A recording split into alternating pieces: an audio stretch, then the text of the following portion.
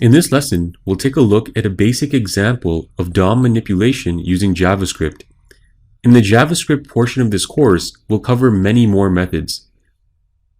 Here, we have a basic HTML document. Inside the body tag, we have a JavaScript function named changeText. This function will change any text contained within an element to the words new text.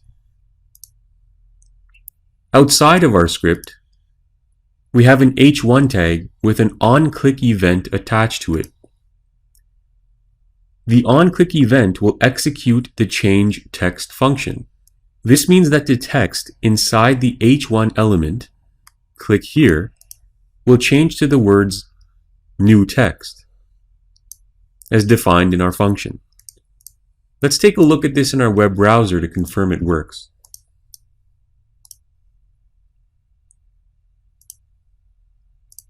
You can see that when I click on the words click here, it changes to new text. And so we've manipulated the document object model.